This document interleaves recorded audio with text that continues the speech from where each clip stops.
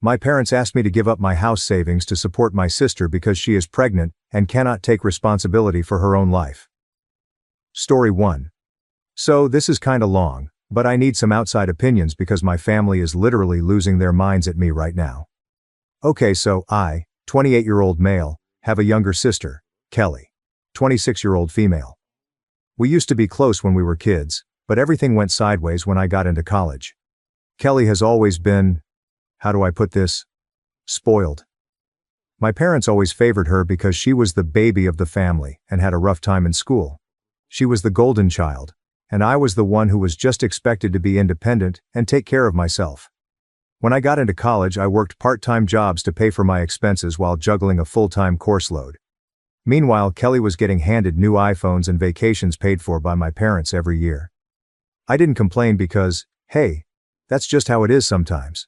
Fast forward a few years, I graduated, got a decent job in IT, and was saving up to buy my first home. I was proud of myself, honestly. Then came the bombshell. Qley got pregnant with her then boyfriend, now ex, because of course he bailed. My parents were freaking out because they didn't want her to ruin her future, and guess who they turned to for help? Yep, me. They basically told me I needed to give Qley the money I'd saved up for my house so she could get back on her feet. Mind you, Qley and I were not even on good terms at the time because she thought I was boring and judgy for not partying like she did. I refused. Like, why should I give up my hard-earned savings because she made bad choices? My parents called me selfish and heartless, but I stood my ground. Eventually they mortgaged their own house to help her out, and I thought that was the end of it. Well, fast forward to last month. I finally bought my dream house, a cute little place with a yard. I invited my family over for a small housewarming BBQ. Qley showed up late, barely said 2 words to me, and then started complaining about how unfair it was that I had a house while she was stuck in a crappy apartment. Here's the kicker. 2 days later, I found out from a mutual friend that Qley told everyone at the BBQ that I only have the house because I stole inheritance money from her. WTF? There is no inheritance. My parents are still alive, for crying out loud. I confronted her and she just smirked and said, well, maybe you should have helped me when I needed it. I lost it. I told her she was toxic, selfish, and that I was done with her. Now here's where the current drama kicks in. Qley's babysitter just quit, and my parents are begging me to help out with watching her kid. They said, family sticks together, and that I need to be the bigger person. I told them no. Now the whole family is blowing up my phone, calling me a jerk, saying I'm punishing an innocent child because of my issues with Qley. But like, this isn't my responsibility, right? I work full-time and have my own life. So, Ada for refusing to help after everything she did to me? Relevant comments. Commenter. She could have avoided all this by taking responsibility for her own mess.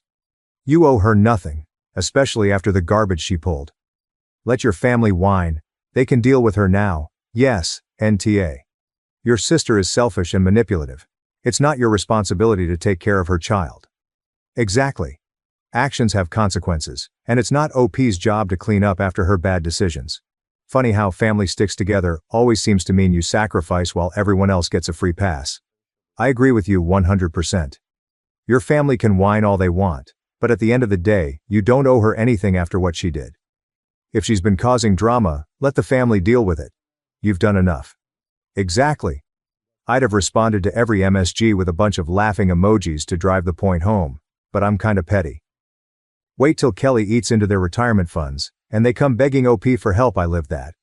I'm the oldest and only girl with 2 younger brothers. I'm 63, and the misogyny was horrid. I ended up pregnant and married at 19, with 4 by 26. My husband and I worked our butts off, raised 4 successful daughters, and are close to a comfortable retirement. The second oldest is estranged from most of his kids, is always in financial hot water, and has a stalking charge to his name. The youngest still lives at home with my mother and his convicted felon wife while raising at least one of his grandkids. God knows how they got custody. While 2 of his kids want nothing to do with him. I was hit up multiple times for money, but I finally cut my mom and youngest of them out of my life 15 years ago. The other brother maybe 8 years ago. My dad, when he was alive, always said how hard the boys had it and I lost it on him. I find it hysterical that the only successful child was the daughter who was treated as a second-class citizen. Commenter. Family helps family after all. How could a grandparent be so heartless as to refuse to babysit their golden child's golden grandchild? This. Qley stopped being my family the moment she spread lies about me stealing from her.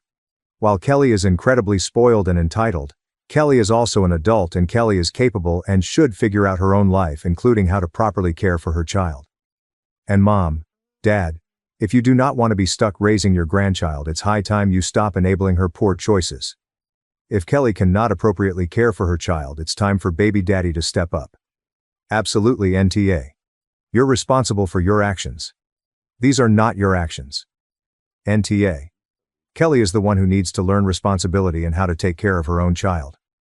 Don't let your family guilt trip you into enabling her entitled behavior any longer. You deserve to enjoy your new home without any toxic drama. NTA. Qley needs to take her baby daddy to court for paternity and child support. Neither she nor her child is your issue, NTA. Would it be possible to go low no contact with your family? I'm sorry you have to deal with this, OP. Congrats on getting your first home. That's quite the achievement. NTA. Once again, as with nearly all these posts using this template, the answer is at the bottom. Now the whole family is blowing up my phone, calling me a jerk, saying I'm punishing an innocent child because of my issues with Qley. Each and every person, blowing up your phone. Congrats, motherfuckers. You just volunteered to help take care of the kids. Problem solved. NTA. Qley sounds like she's been riding the family favor wave for a while and now wants to act like you owe her something. Not your responsibility to bail her out, especially after how she's treated you. When Qley told everyone you stole her inheritance, did your family stick by you? Yeah. What did they say when they found out about this? Qley seems like a conniving witch and your parents are to blame for it. I'm surprised the parents don't know already since she allegedly told this. Sorry to everyone at the small BBQ the family was invited to. I would assume that the parents were around for that as well. I bet the babysitter didn't just quit, your sister, chose a bad partner, wanted your hard-earned money, went vindictive, and lied about you being a thief. Don't take any responsibility for her life choices, NTA, at all. She's a spoiled, entitled golden child. Boundaries exist for a reason. She crossed yours, and now she's facing the consequences. You're absolutely NTA. Qley's actions have been consistently entitled and disrespectful, and it's not your responsibility to clean up the messes she creates. Refusing to help isn't about punishing her child. It's about setting boundaries with someone who has shown zero respect for you or your efforts. You've worked hard to get where you are, and you have every right to protect your time, energy, and emotional well-being. It's unfair for your family to expect you to repeatedly sacrifice for someone who hasn't demonstrated gratitude or accountability. Family doesn't mean being a doormat, and you're not obligated to solve problems that aren't yours. If your parents are so insistent, they can step up and figure out a solution just like they've done before. Stand firm, and don't let the guilt trip derail the life you've built for yourself. You deserve better than this toxic cycle. Story 2. Atia for wanting to disinvite my fiancé's childhood girl best friend from attending our wedding for drunkenly confessing her love for him at my bachelorette party. I, 23-year-old female, and my fiancé Elijah, 28-year-old male, are due to get married at the end of next month at our destination wedding. Last night was my bachelorette party, and I invited my closest family and friends to come along with a few of my fiancé's family and his friend Kami, 27-year-old female. For some backstory, I and my fiancé met when I was 19 years old. Both of our fathers are business partners and have been friends since I was in high school. One night his family invited mine over for a party being held at their home, and that was the first time we met. I was attracted to him, but I knew he was older, so I didn't believe I had a chance. As the night progressed, he was hanging outside in his backyard alone smoking, and my sister dared me to go talk to him. So I did. And a year later we began a relationship. My fiancé and Kami have been friends since they were kids, and their families are very close. She's always been extremely nice towards me and wanted to be best friends from the first time we met. I found it a bit odd, only because she barely knew me, but I didn't think much of it because she had been dating my fiancé's best friend Antonio, 28-year-old male. We didn't become best friends because I already have a close friend group, and I don't trust easily, but she's always been cool and never crossed any boundaries. Last summer my fiancé proposed to me on a trip to Belize. When the announcement was made, everyone sent their congratulatory praises to us, but Kami. She sent a text the next day, to my fiancé, only not our friend group chat, saying she was happy for him. She has been a bit standoffish to me since then, but again I never paid attention really because I have my own friends and life. About 6 months ago, Antonio and Qley broke up but never really stated the reason why. Just that they want to go back to being friends and be happy with other people. Fast forward to last night. My bachelorette was in a suite at a popular hotel here in Miami, where I live. Planned by my older sister and Eli's sister Ava, 26-year-old female. The night was amazing and I truly had the time of my life. We all were getting wasted and I decided to go to the bathroom, and when I got closer, I heard voices and whimpering like someone was crying. It was then I heard Qley telling Ava that this should be her, and that she doesn't understand why he would want to be with someone like me, when it was always supposed to be them two together. That she always loved him. I sobered the hell up instantly. I might have to do a part 2, but guys, tell me, would I be the asshole for disinviting her from my wedding when it's a month away? Update. Wow. Thank you to everyone who has given me advice and reached out to me in my messages. You guys are amazing. For some clarification, I referred to Qley as my fiancé's best friend, because I didn't know what else to call her. Maybe a childhood friend? I don't know, but they have never gone out of their way to call each other that. But that's how I see them. Okay, now for the update. After I heard what was said, the old me started to revert back and I almost caused a scene. But I knew with my siblings, cousins and friends all being there it would get out of control, and I still wanted to enjoy my night. But I did continue to listen. Some of you were wondering what Ava had to say about all of this. After Ava was able to calm Qley down, she explained to her that this was not the time and place, and that Elijah would never forgive her if she ruined my bachelorette party. She also told her that she thinks that she should leave and get herself together. I was about to walk in now, at the same time they were walking out. I acted as if I didn't hear anything and asked if everything was okay. Qley just wiped her face looking down, stating that she wasn't feeling well and that she might have to cut the night short. I honestly didn't fight her on it and even walked her ass to the door because After she left, I pulled Ava to the side, telling her that I heard everything. She apologized that I heard it and said that she would reach out to Eli to handle it, but I said no. Some of you also wanted to know why Qley said it should have been her. Did she and my ex have something going on before? I knew they hadn't but needed to be sure. So I asked if they had ever been together or dated. In response, Ava said not that she was aware of, only that their moms would always joke around when they were teens saying that they could finally be related once Eli and Qley get married. She said that never happened because Eli was never into her. Qley is a gorgeous girl, but my fiancé does have a certain type and it's not her. Respectfully. I wanted to ask more questions, but I thought I'd wait until I spoke with my fiancé for further answers. After that, I continued the party and even spoke with Eli quickly before bed. I posted on Reddit the next day after I'd gotten home before I did anything drastic. My fiancé came home later that evening, and once he settled in and relaxed, I told him everything that happened. To say that he was irate is taking it lightly. He was absolutely furious. I asked if there was ever anything between them that I was never told about. I asked if they had ever been intimate, and if she had ever confused her love for him before. He made it clear that there has never been anything but a friend's relationship in his eyes. He said that they had never had sex before but did kiss once back in high school playing bottle games with alcohol. But it was in a group and everyone kissed multiple people including Antonio. He said that she has never confessed her love for him and is confused because he's the one that played a role in Antonio and her dating. He wanted to call her right then and there, but I told him to calm down first because being upset would only make things worse. I want to say that my fiancé isn't mad that I heard it, or is trying to hide anything. He's upset because he feels hurt, and betrayed that she would do this to him and at my party, when we were all there to support me.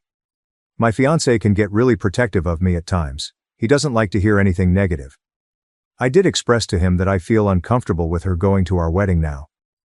I want people at our wedding who are genuinely happy and supportive of us.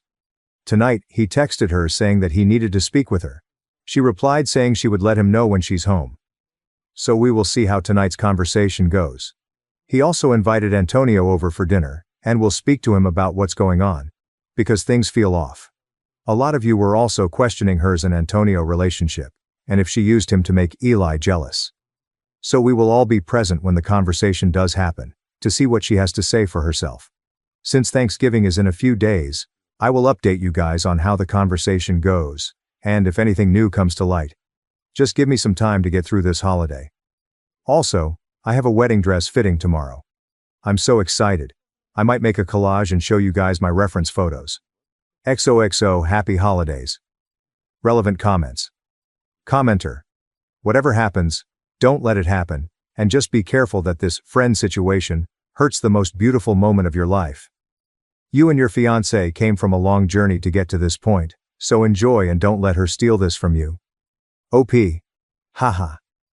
Trust me, if this was even a year ago, this would have been a different story. I've always been an act first, think of the consequences later type of girl, but this is different. I'm not letting her ruin my happiest of moments. I'm glad Eli wants to confront her. Be ready for her to claim she was drunk and just joking. Would love to see the dress. You seem like a confident and smart woman, just enjoy your Thanksgiving and count the days to your wedding. Don't disinvite her, it'll just cause so much drama. Best to still be cordial to her but nothing more. Confidence is power. Nah. I think it would be unfair to uninvite Qley, purely because she hasn't caused any drama or intentionally made things uncomfortable for you. She got drunk and privately asked someone she trusted to help her process her feelings. Qley is embedded in Eli's social group, so if you uninvite her, I think it would actually cause drama because everyone would want to know why, and she would have no chance to move on from her feelings privately. I am glad you had a conversation with your fiancé and that he has your back. It seems like it's probably a case of feelings being only on Qley's side, and that is honestly her problem. She needs to figure out how to deal with that. Commenter. You can't let her go to the wedding, and I will tell you why. You know that part when you are saying your vows, and then the priest says, if anyone knows of any reason these two shouldn't proceed, speak now or forever hold your peace. What if she speaks up and objects to your holy matrimony? I don't know how that all works, but it sure as hell would be embarrassing ASF. And good enough reason not to let her anywhere near your wedding. She sounds like a feral dumpster fire of a woman. Honestly, if you do ultimately decide to uninvite her, I think that you should reimburse her for the trip, since it is a destination wedding and only a month away, unless she is able to get a full refund. I know it'll be an added expense, but it'll be worth it not to have her there. I honestly think NAH. Poor girl has had feelings for him for a long time. It sucks for her that she's not his type, but, oh well. Plus, she left without making a scene at your Bach party. You're NTA for wanting to ensure peace at your wedding. He's NTA because he literally did nothing to make her think they would get married one day. LOL, update me. While things still seem to be progressing sensibly, don't take your eyes off the ball. There are way too many players here. Antonio, Ava, his parents, who may or may not have your back and who may or may not lie to your fiancé to turn him against you. Story 3. Ata for not letting my husband control the money in our house. My husband and I have been married for over a year and he knows what I make hourly. But I don't just hand money over to him. Backstory. 10 years ago, my kid's dad took control of my bank account and income, spent my savings and gave me an allowance of $50 a week from my check. This had to cover gas, groceries, and diapers. I gave birth to our second child a year and a half later, and would walk to the store so I would have gas for work. One day I had to make a decision on buying diapers for my oldest or my newborn. I cried in the diaper section because I couldn't believe my life had gotten to this point. I'll never forget the kind person who purchased the diapers for my children and gave me extra money to hide. When I had gotten home, I was belittled and accused of stealing money to buy so much. When I explained $50 a week for 4 of us including diapers wasn't enough, he told me to figure it out. I asked for $100 a week. Eventually I convinced him to allow me more money. 3 months later I left and swore I'd never allow another man to do that again. Present day 10 years later, my husband was fully aware that I came with about $18,000 in credit card debt. I've successfully paid almost all of it in full in 2 years. Made it possible by not having my own house, leech of an ex with 4 kids, and no utilities. I'm responsible for groceries for our family of 5, phone bill for us, and car insurance. I have my car payment and 1 credit card. My husband pays the utilities and house payment. We recently purchased a new to us camper, and he took a loan on it and put the money I got from my totaled camper in the bank, so he has that as well as his vehicle payment. He says I should be giving him $300 or more a month for savings and to help with the utilities, and I won't. If something happens to him, I can't access that account to pay bills, etc. I don't believe I'm on his account at all. I opened an account 5 months ago and have $250 a check placed into it for safekeeping. I also must get school supplies, kids' clothes, etc. His ex-wife and they split the cost 50-50 for their daughter. But my ex and I are not on those types of terms. My husband gets huffy that my situation isn't like his, but I told him it is what it is. Every pay period he will ask me for money for utilities and I brush it off or say if you buy groceries, sure. He says, I don't know how to save money and he should have what is left of my check each week for vacation, going to dinner, etc. I won't do it. The mere thought of having an allowance again terrifies me. Do I overspend some weeks? Yes, but I don't use a credit card to buy items anymore. I don't rob Peter to pay Paul like I did in 2020. I budget right down to coupons for groceries and what my grocery bill will be before I enter the store. He says I need to trust him and let him hold on to all of our money together because his savings account is my savings account also.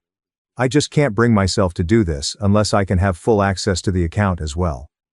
I don't see that being an option. He recently sold a vehicle and put $16,000 in the savings, and gave me $1,000 to spend on whatever I wanted to.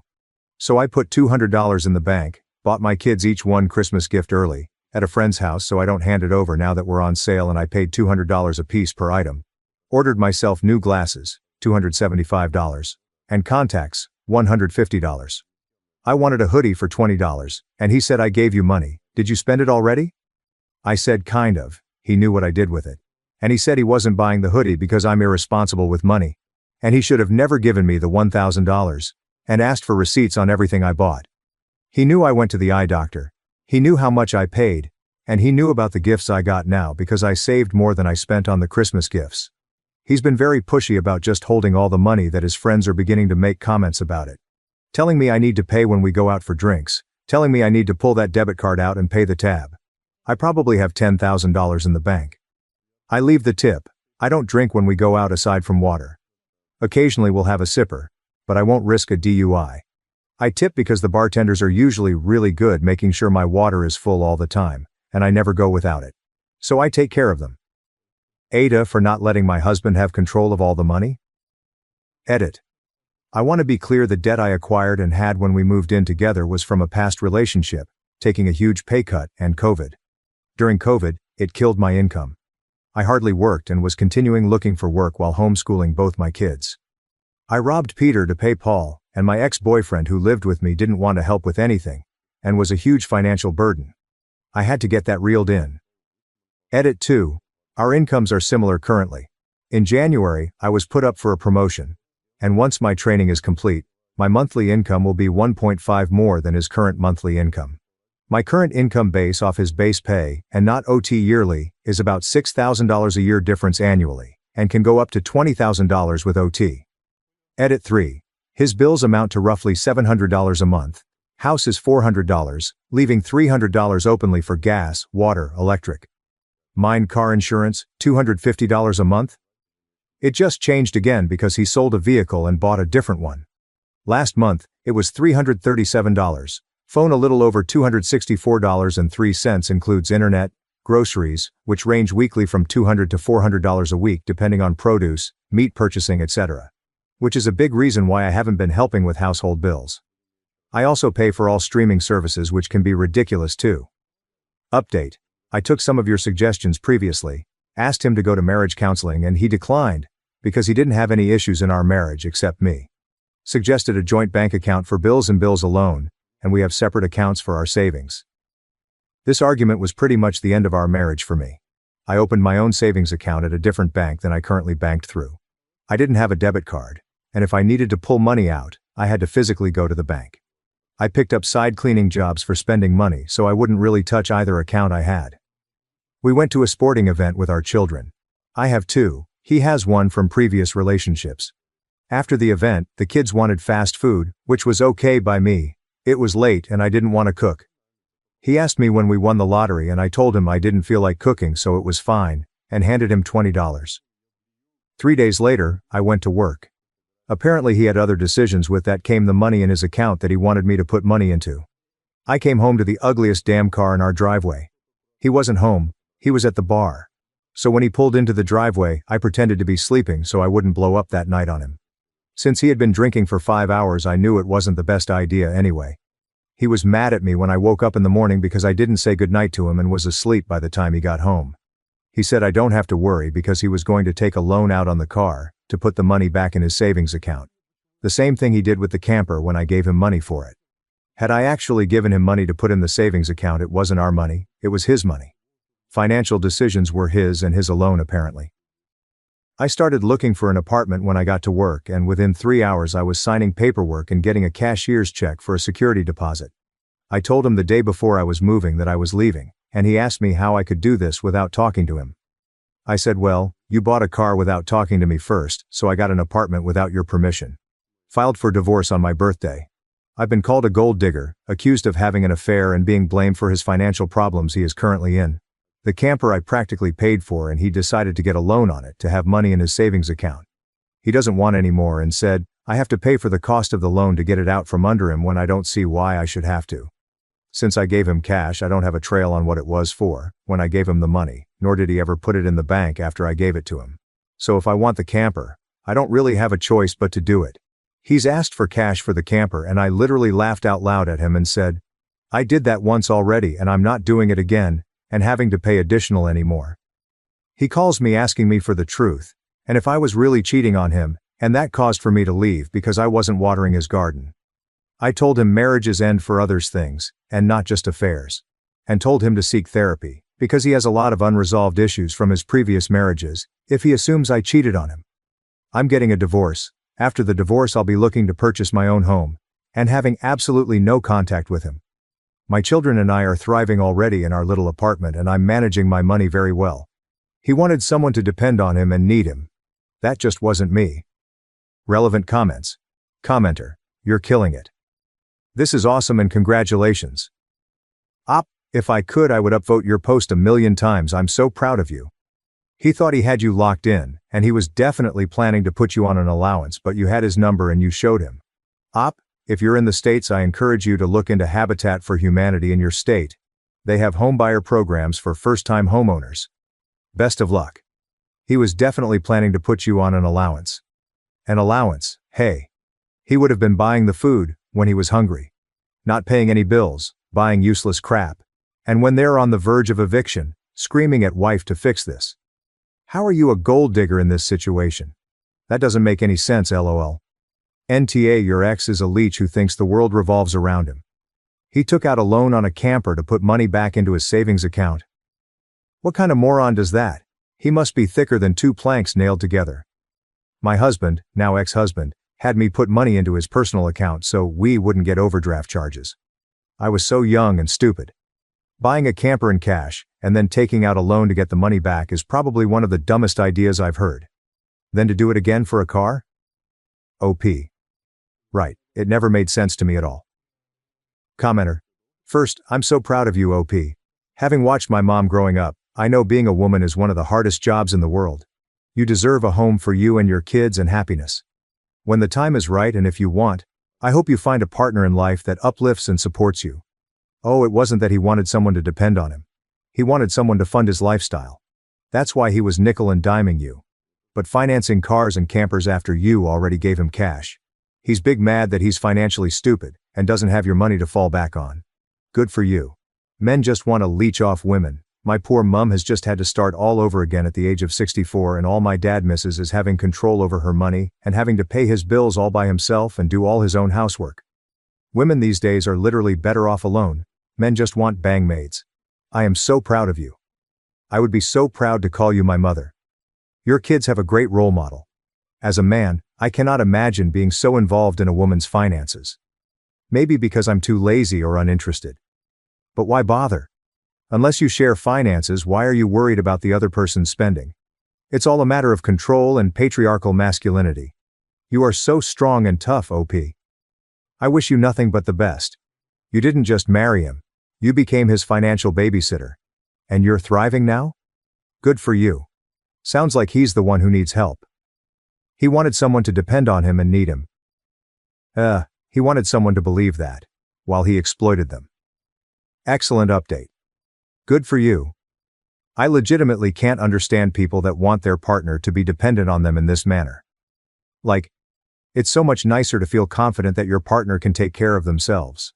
It doesn't mean you can't do nice things or support them through hard times. I like knowing I can support my partner if I need to, like she's currently out of work with an injury that is not going to get better, so I am paying a majority of the bills while she recovers and reskills to go back to work in a new industry. But I also love seeing her meet her goals and thrive independently when she's capable, and knowing we both have the resources to contribute in an emergency. I can't imagine wanting to handicap the person you love like this. Thank you so much for watching until the end. If you enjoyed our videos, please don't forget to like, share, and subscribe to stay updated with our latest ones. Have a great day.